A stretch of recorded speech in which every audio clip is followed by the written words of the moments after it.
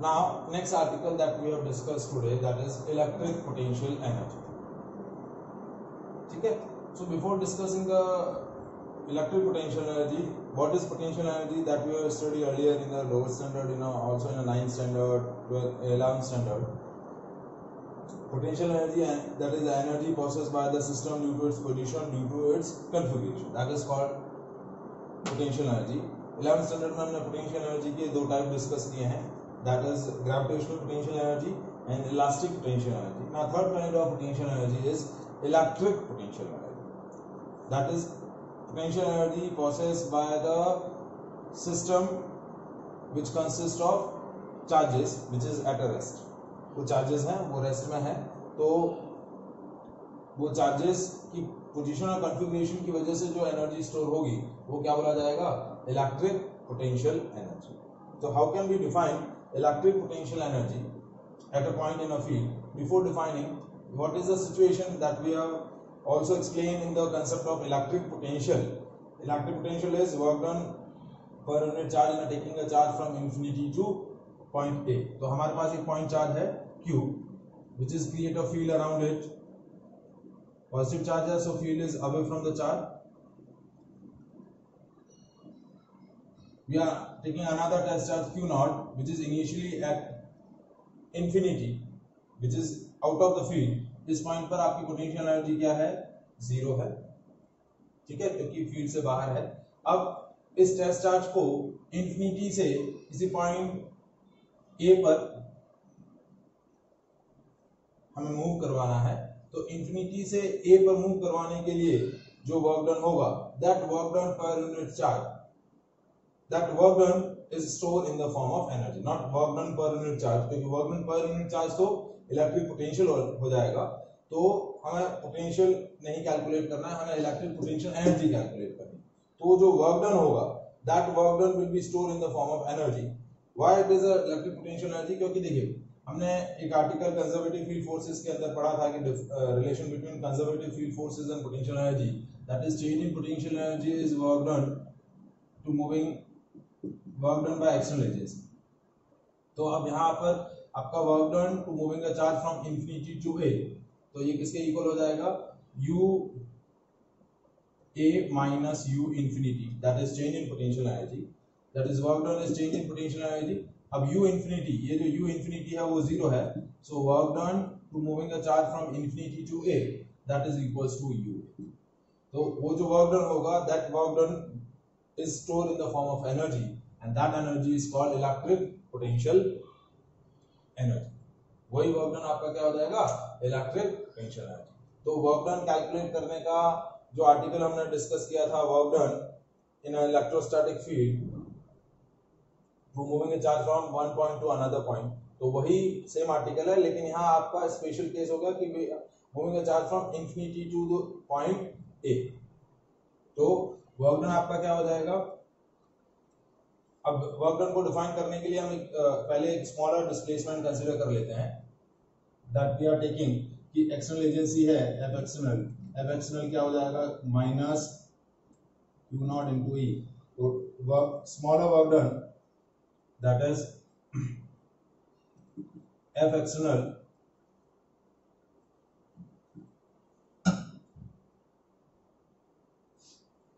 Dot एक smaller displacement ले लिया हमने dr. दैट स्मॉलर डिस्प्लेसमेंट हम यहाँ एक पॉइंट ये थोड़ा सा डिस्प्लेसमेंट, स्मॉलर डिस्प्लेसमेंट यहाँ से हमने यहाँ एक कंसीडर कर लिया, दैट इज dr. ठीक है, so dw is equals to now f external that is minus q nought e dr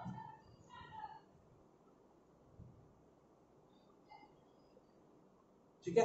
ये आपका dr, ये जो है ये dr है, सॉरी ये dr. तो आपका f एक्सटर्नल और dr दोनों एक ही डायरेक्शन में है, तो दैट इज cos 0, क्योंकि a डॉट b क्या होता है? ab cos theta. तो dw is equal to minus q nought e, ये तो f एक्सटर्नल की वैल्यू हो गई, dr और cos 0, क्योंकि f एक्सटर्नल और dr दोनों एक ही डायरेक्शन में है. ये स्मॉलर डिस्प्लेसमेंट हमने dr लिया है, ये पॉइंट हम सपोज ले लेते हैं P और ये R स्मॉलर पॉइंट। तो P to R smaller displacement में जो वर्क डन हुआ उसी वर्क डन को हम इस पूरे पाथ को इनफाइनाइट स्मॉल सेगमेंट्स में डिवाइड कर लेंगे और जो स्मॉलर वर्क डन कैलकुलेट हुआ उसी को इंटीग्रेट करके टोटल वर्क डन कैलकुलेट करेंगे। तो dW is equals to minus Q naught E dr. So total work done is W, that is integration of dW and moving a charge from infinity to point A. ठीक है, तो अब dW का value है minus Q nought E dr and integration from infinity to RA. ये position हम क्या ले लेते हैं, ये पोजीशन रखकर हम क्या ले लेते हैं RA। ठीक है, तो वर्क डन क्या हुआ, Q नॉट बाहर, E की वैल्यू इलेक्ट्रिक फील्ड हो गया 1/4 pi epsilon nought Q by R square. ठीक है, so it is Q by R square 4 pi epsilon nought बाहर dr, Q भी बाहर ले लिया, माइनस साइन है, work done is minus Q nought into Q 4 pi epsilon naught 1 by R square dr, limit है infinity to RA, infinity to RA। ठीक है, so work done is minus Q naught Q 4 pi epsilon naught, अब integration किया that is R to the power minus 2 plus 1 upon minus 2 plus 1, limit infinity to RA। ठीक है, integration के लिए rule हमने क्या लगाया, x to the power n dx का इंटीग्रेशन करेंगे तो x to the power n plus 1 upon n plus 1। तो यहाँ r स्क्वायर है तो r स्क्वायर जब ऊपर जाएगा तो r to the power minus 2, so it is r to the power minus 2 plus 1 upon minus 2 plus 1। तो माइनस 2 प्लस 1 हो गया माइनस 1। तो अब आपका एक्सप्रेशन क्या हो जाएगा वर्क डन का,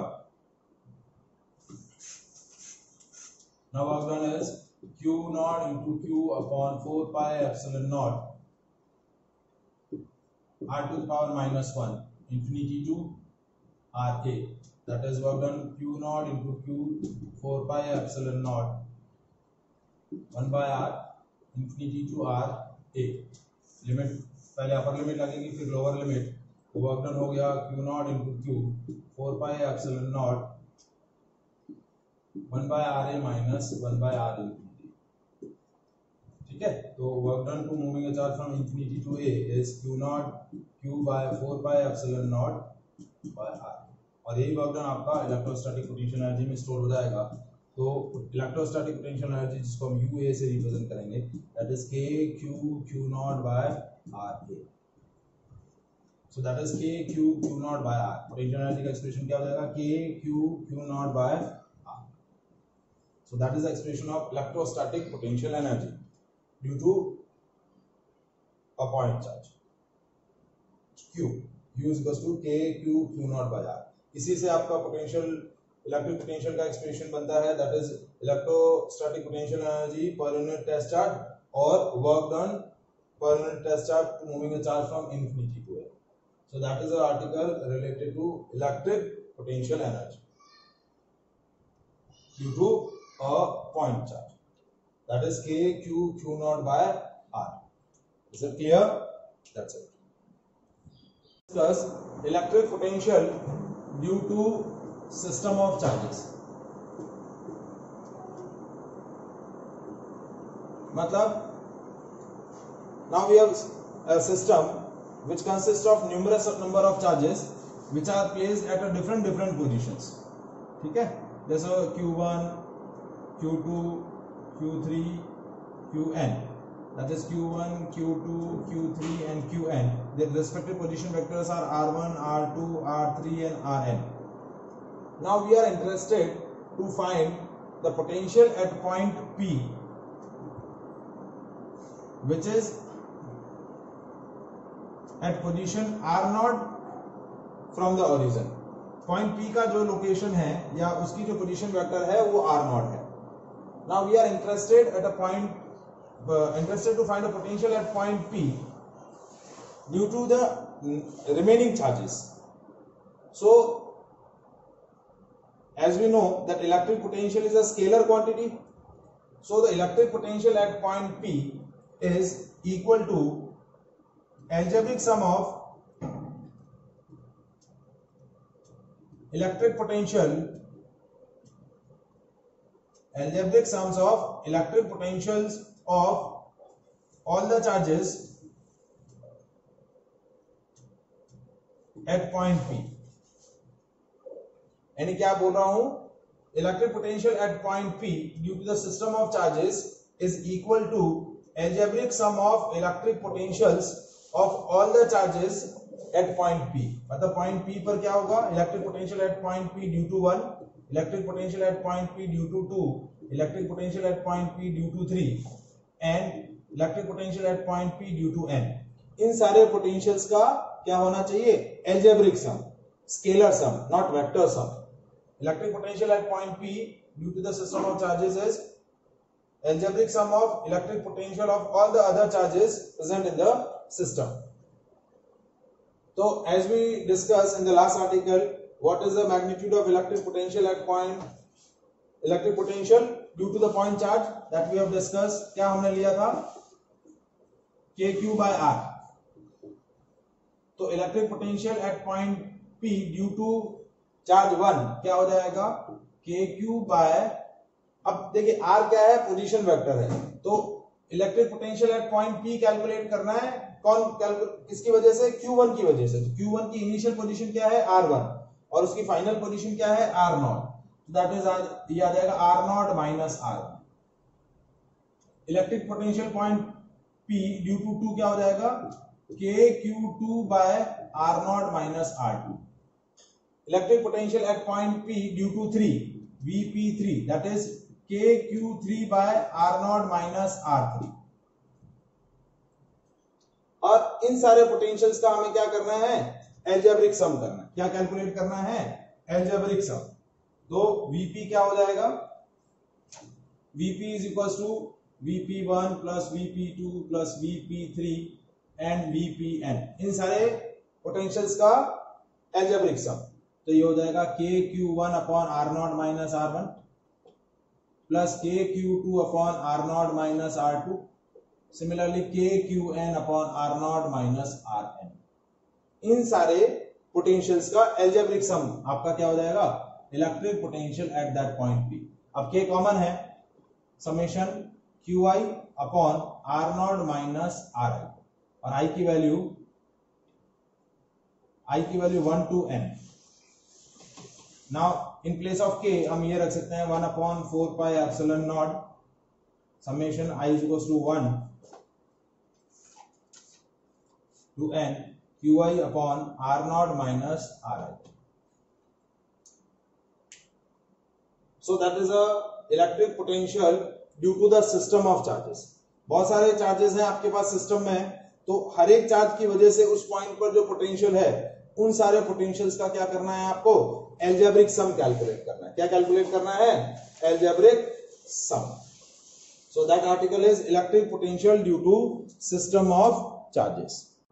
to charges, one is a magnitude q1 of magnitude 3 into 10 to the power minus 8 coulomb, and second is minus 2 into 10 to the power minus 8 coulomb, located 15 centimeter apart from each other. एक दूसरे से 15 centimetre distance पर है. Now calculate the point where electric potential due to system of charges is 0. आपको वो location find out करनी है जहां पर इन दोनों चार्जेस की वजह से पोटेंशियल क्या हो जाए, 0. And take potential at infinity is 0. Infinity पर आपका पोटेंशियल क्या लेना है, आपको 0 लेना है. ठीक है. तो now how can we do solve this question. तो हम क्या करते हैं, अब हमने पहले डिस्कस किया है कि electric potential due to the system of charges is equals to the algebraic sum of potential due to the individual charges at that point. हर एक चार्जेस का उस पर्टिकुलर पॉइंट पर जो पोटेंशियल होगा उनका एल्जेब्रिक सम आपका क्या हो जाएगा, एल्जेब्रिक सम आपको कैलकुलेट करना है। जैसा मैंने बोला कि at the point P, let's suppose at point P potential is 0 and which is at a distance x from Q1। Point P पर पोटेंशियल 0 है और इस पॉइंट P की Q1 से डिस्टेंस कितनी है, x है। क्या है, x। तो मैंने क्या बोला कि potential at point P is 0, तो पॉइंट P पर पोटेंशियल किसकी वजह से होगा, Q1 की वजह से होगा और Q2 की वजह से होगा। तो potential at point P due to 1 plus potential at point P due to 2 is 0। That we have written on the basis of principle potential due to the system of charges, उसके logic के basis पे हमने ये लिख दिया। तो अब electric potential at point P due to Q1 क्या हो गया, KQ1 बाय x, और ड्यू टू द पॉइंट 2 क्या हो गया, minus KQ2 bye 15 minus x। क्योंकि देखिए ये पॉजिटिव चार्ज है और ये नेगेटिव चार्ज है, तो इसकी वजह से पोटेंशियल पॉजिटिव होगा, इसकी वजह से पोटेंशियल नेगेटिव होगा, और इन दोनों की वजह से जो पोटेंशियल आया उसको मैंने क्या कर दिया, 0 कंसिडर कर लिया। तो ये क्या हो गया, KQ1 by x is equal to KQ2 upon 15 minus x। ये माइनस साइन इधर ले गया तो ये क्या हो गया, अब k और k कैंसिल हो गए, तो सब क्या आया, Q1 upon x is equal to Q2 upon 15 minus x। अब put the value of Q1 and Q2। Q1 की वैल्यू है 3 into 10 to the power minus 8 upon x, और ये है 2 into 10 to the power minus 8 upon 15 minus x। Negative sign नहीं लिया क्योंकि negative sign मैं यहां ऑलरेडी ले चुका हूं, ठीक है। तो अब माइनस 8 और माइनस 8 कैंसिल हो गया, 3 by X is equal to 2 upon 15 minus X. Cross multiply किया, 45 minus 3x is equal to 2x। तो ये हो गया 45 इज इक्वल टू 5x, तो x की वैल्यू क्या हो जाएगी, 45 बाय 5 दैट इज 9 सेंटीमीटर। तो कहां पर आपका पोटेंशियल 0 आया, 9 सेंटीमीटर डिस्टेंस पर। कहां आया 0, कहां 0 आया, समझ में आया, ठीक है। अभी और कोई लोकेशन हो सकती है जहां पर ये पोटेंशियल 0 हो सकता है,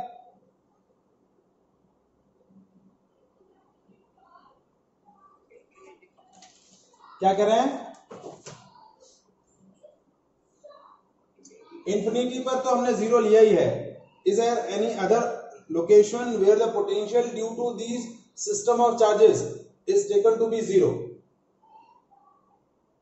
उन दोनों की वजह से आपकी पोटेंशियल क्या हो जाए, 0 हो जाए। मतलब एक पॉइंट तो हमने in between these two charges लिया है। Now is there any point present outside the charges Q1 and Q2, Q1 और Q2 के लाइन के अलोंग, एक तो हमने पॉइंट बीच में लिया है, एक ऐसा कोई पॉइंट एग्जिस्ट कर सकता है जो इन दोनों चार्जेस के बीच में ना हो, इनकी एक साइड में हो, या तो Q1 की तरफ हो या Q2 की तरफ हो। तो वो लोकेशन भी हमें चेक करनी पड़ेगी कि ऐसा कोई चार्ज एग्जिस्ट करता है या नहीं करता है। तो कैसे चेक करेंगे, देखिए लेट्स सपोज कि the point P is along the not in between the charge Q1 and Q2। तो पॉइंट P हमने क्या लिया, सेकंड केस,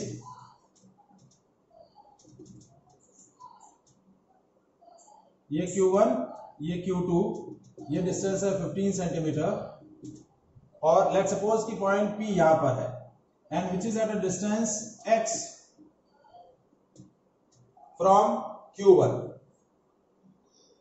अब पॉइंट P क्या है, point P is not in between Q1 and Q2, it is a one of the side of the Q1 Q2, बाहर की तरफ है, या तो इस तरफ ले लिया या इस तरफ ले लिया। और पॉइंट P की जो Q1 से लोकेशन है वो कितनी है, x, तो Q2 से लोकेशन कितनी हो जाएगी, Q2 से उसकी लोकेशन कितनी हो जाएगी, क्या हो जाएगी बेटा, x माइनस 15, कितनी हो जाएगी, x माइनस 15। अगेन वही Vp is equal to 0, Vp1 plus Vp2 is equal to 0। अब वही KQ1 upon x minus K Q two upon 15 ये ले लेंगे x माइनस 15। क्या ले लेंगे? x minus 15। यहां जो हमने 15 माइनस एक्स लिया ना, इसकी जगह हम क्या ले लेंगे? x minus 15। तो ये हो गया K Q one upon x minus K Q two upon x minus 15। K Q one upon x is equal to K Q two upon x minus 15। तो ये हो गया x माइनस 15।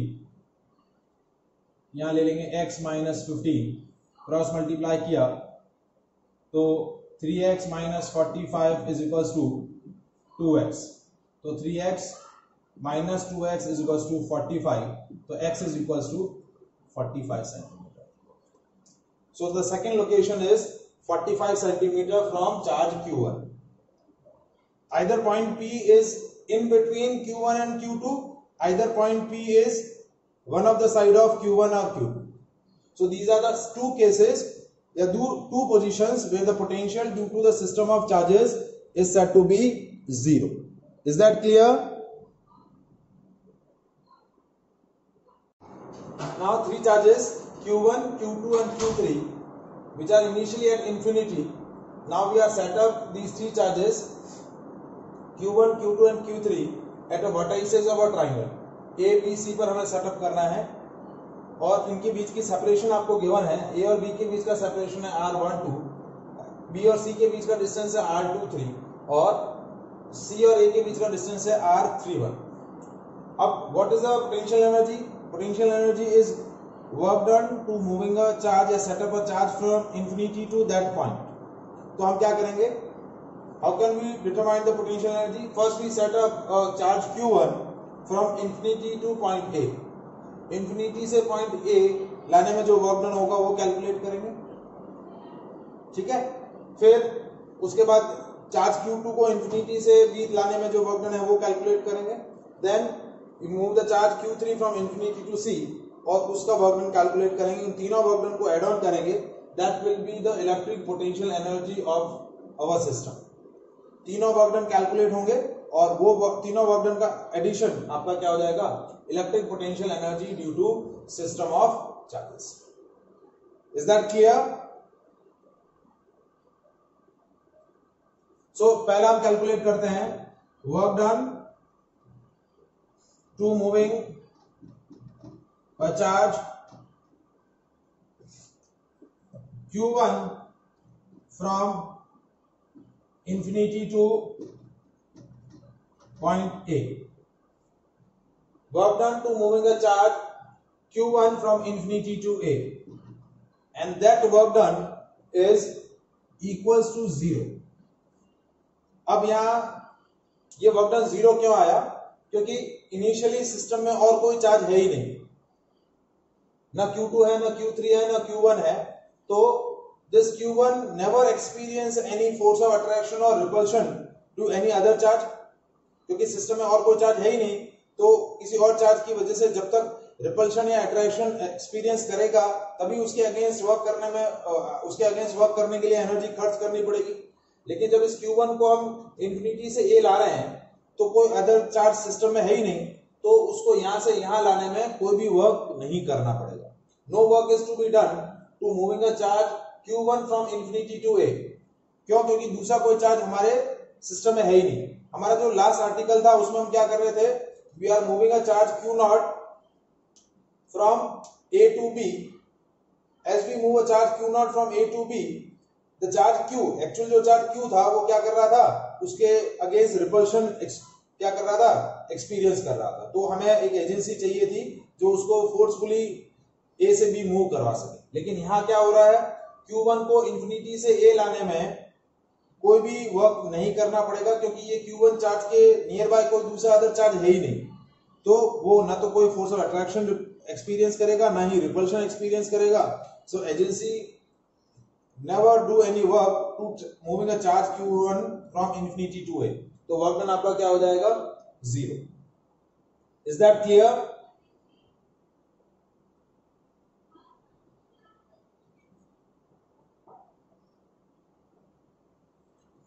अब ये क्या हुआ? ये Q1 चार्ज यहां से सेटअप होके यहां सेटअप हो गया, ये Q1 आ गया।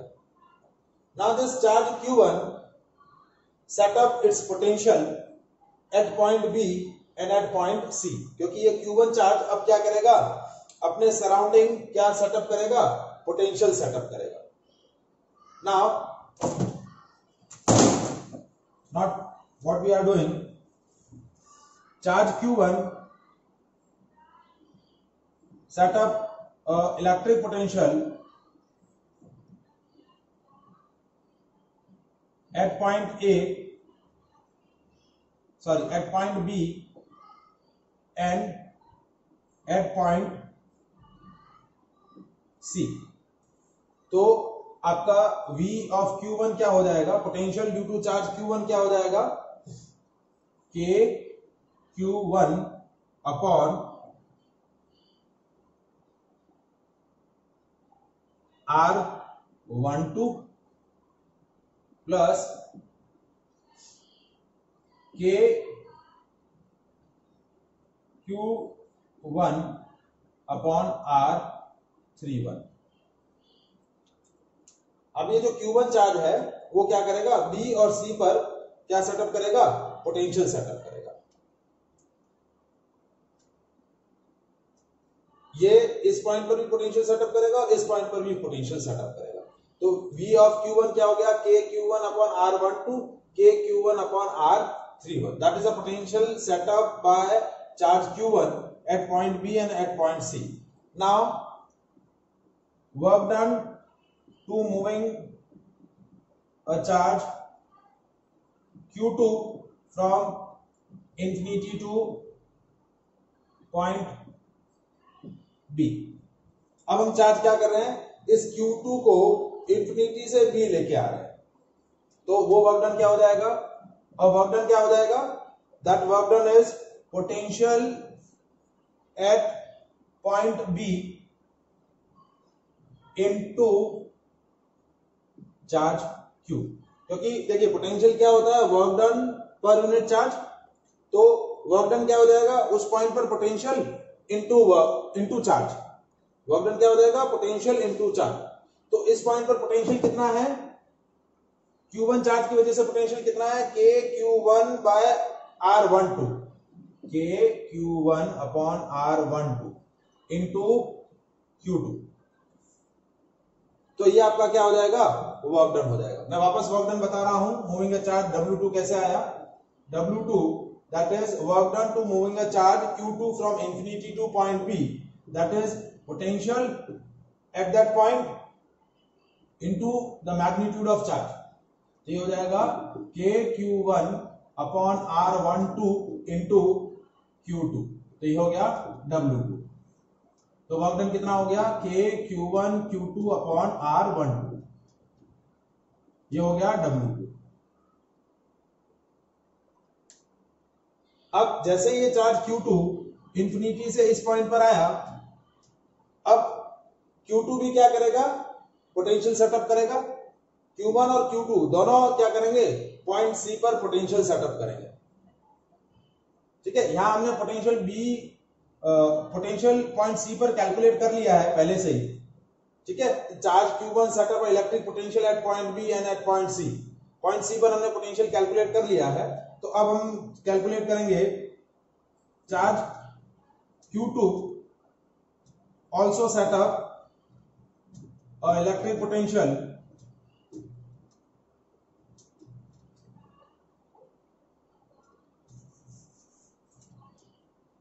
at point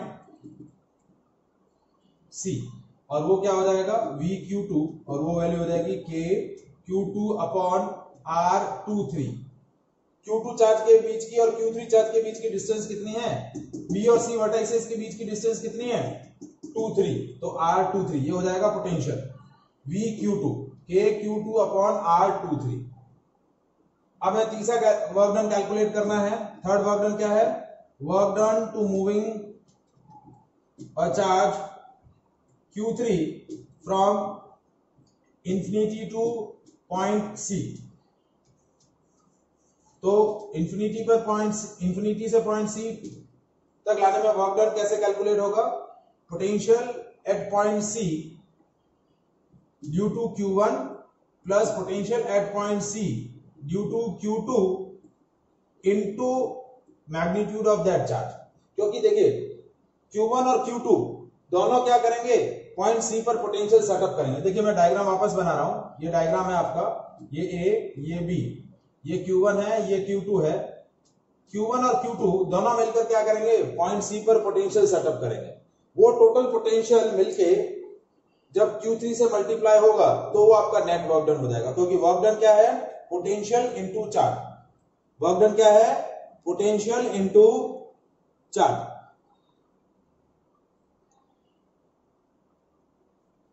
तो W3 कितना हुआ, K Q1 upon R31 plus K Q2 upon R23। देखिए ये पोटेंशियल कैसे लिखा, ये है potential setup by charge Q1 at point C, ये वाला K Q1 अपॉन R31, और ये है potential generate by the point charge Q2 at point C। Potential setup by charge Q2 at point C, और उसको मल्टीप्लाई कर दिया Q3 से, तो आपका वर्क डन कितना आया, पोटेंशियल कितना आया, K Q1 Q3 upon R31 plus K Q2 Q3 upon R23। ये आपका वर्क डन आ गया W3। K Q1 Q3 upon R31 plus K Q2 Q3 upon R23। तो टोटल वर्क डन कितना हुआ, W is equal to W1 plus W2 plus W3। W1 work done है 0, W2 work done क्या है, K Q1 Q2 upon R12, और W3 work done क्या है, K Q2 Q3 upon R23 plus K Q3 Q1 upon R31। तो ये आपका net work done आपका क्या हो जाएगा, पोटेंशियल एनर्जी। यही पोटेंशियल एनर्जी क्या बोला जाएगा, electric potential energy due to the system of charges, और इसकी वैल्यू हो जाएगी K Q1 Q2 upon R12 plus K Q2 Q3 upon R23 plus K Q3 Q1 upon R31। ये आपका क्या हो जाएगा, potential energy due to system of charges. देखिए सिंपली यदि इसका सिंपल एक्सप्रेशन लिखना है तो इसका एक्सप्रेशन कैसे लिखेंगे, ये Q1 Q2 और ये Q3 है, तो पहले इस दोनों का पेयर बनाया K Q1 Q2 अपॉन इन दोनों चार्जेस के बीच का सेपरेशन R12, फिर इन दोनों का पेयर बनाया K Q2 Q3 upon R23, फिर इसका पेयर बनाया K Q1 Q3 R31। हर एक पेयर मतलब जितने पॉसिबल पेयर हैं वो पेयर बनाने हैं। देखिए K Q1 Q2 upon R12, ये पहला पेयर, फिर दूसरा pair K Q2 Q3 upon R23, फिर तीसरा pair K Q1 Q3 upon R31. So these are the possible pairs. So that will be the total work done to set up a charge to their required position, and that is called electric potential energy of the system of charges. Is that clear? Now what is the question? मैं repeat कर रहा हूँ. We are taking a square of side A. At the four vertices of a square, four different charges are placed. At point A, plus Q charge is placed. At point B, minus Q charge is placed. At point C, plus Q charge is placed. And at point D, minus Q charge is placed. आपको question पूछा है, calculate the electric potential energy of system of charges. That is a question. अब आपको इस question को कैसे solve करना है, यदि आप डायरेक्टली पूरा डेराइव करना चाहते हैं तो पूरा डेराइव कर सकते हैं। तो इलेक्ट्रिक पोटेंशियल एनर्जी क्या होगा, to work done to set up these charges at their required position from infinity to their required location. तो इंफिनिटी से रिक्वायर्ड लोकेशन पे सेटअप करने में जो वर्क डन होगा वही वर्क डन आपका क्या हो जाएगा, इलेक्ट्रिक पोटेंशियल एनर्जी। जैसे सबसे पहले हम क्या करेंगे, प्लस क्यू चार्ज को सेटअप करेंगे, W1 plus W2 plus W3 plus W4। तो W1 क्या हो गया, वर्क डन टू मूविंग या work done to setup a charge plus Q at point A. इस प्लस क्यू चार्ज को आपको सेटअप करना है at point A, from infinity to setup a charge Q from infinity to point A. Initially आपके system में और कोई charges है ही नहीं, तो W1 क्या हो जाएगा, हमेशा 0 होगा। पहला वर्क डन 0 होगा क्योंकि सिस्टम में और कोई चार्ज अवेलेबल ही नहीं है, तो आपका वर्क डन क्या हो गया, 0। अब W2 क्या होगा, work done to setup a charge minus Q from infinity to point B. अब क्या होगा, ये चार्ज यहां सेटअप हो गया है, तो ये चार्ज क्या करेगा, यहां पर भी पोटेंशियल सेटअप करेगा, यहां पर भी पोटेंशियल सेटअप करेगा और यहां पर भी पोटेंशियल सेटअप करेगा। तो पहले इस पॉइंट का पोटेंशियल आएगा क्योंकि बाकी पॉइंट्स पर चार्ज है ही नहीं। तो अब वर्क डन क्या हो जाएगा, W2 that is potential at point B due to Q1 into minus Q. तो वर्क डन कितना हुआ, KQ by A into minus Q.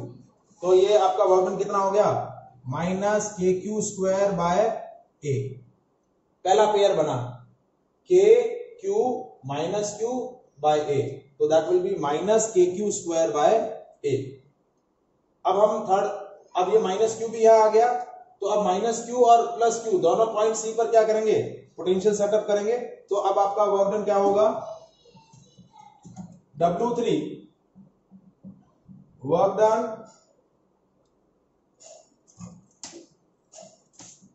To setup plus Q charge at point C। तो अब क्या हुआ, W3 कैसे लिखेंगे, इसका इसके साथ पेयर, इसका इसके साथ पेयर।